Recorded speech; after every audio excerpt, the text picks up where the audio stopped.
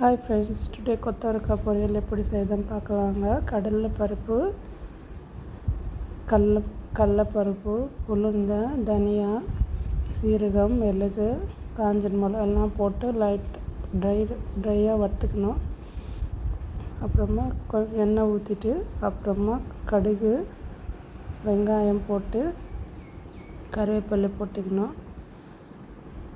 கொத்தவரக்காய் குக்கரில் போட்டு கொஞ்சமாக தண்ணி போட்டு கொதிக்க வச்சுக்கோங்க. ஒரு விசில் வச்சுக்கினா போதும். நிறைய தண்ணி வச்சுக்காதுங்க.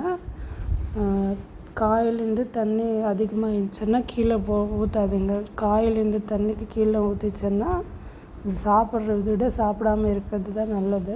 கொஞ்சமாக தண்ணி வச்சுக்கின்னு தேவையான அளவுக்கு வச்சுக்கின்னு கொதிக்க வச்சுக்கோங்க. அப்புறமா இதில் டேஸ்ட்டுக்கு சரிப்பட உப்பு, மஞ்சள் தூள் போட்டுக்கோங்க. உப்பு போட்டால் வெங்காயம் சீக்கிரமாக வெந்துடும். அதனால அப்புறமா இந்த காயை போட்டுக்கின்னு நல்லா கலரி விட்டுக்கோங்க. ஒரு முறை லோ ஃப்ளேம்லேயே வச்சுக்கின்னு மூடி போட்டு கொஞ்ச நேரம் வச்சுக்கோங்க. அப்புறமா நம்ம வறுத்த இதெல்லாம் போட்டு ஃபஸ்ட்டு மிளகா போட்டுக்கணும். வெறும் மிளகா இந்த மாதிரி ஆன பிறகு திருப்பி மீதி கடலை, கடலை இதெல்லாம் போட்டுக்கின்னு நைஸாக மிக்சியில் அரைச்சிக்கோங்க. அப்புறமா பூண்டு போட்டுக்கோங்க. 4 பூண்டு பற்கள் போட்டுக்கோங்க. லாஸ்ட்டில் பூண்டு போட்டுக்கின்னு அரைச்சிக்கோங்க. டேஸ்ட் நல்லாயிருக்கும். இந்த மாதிரி அரைச்ச பிறகு இதை எடுத்து காயில் போட்டுக்கணும்.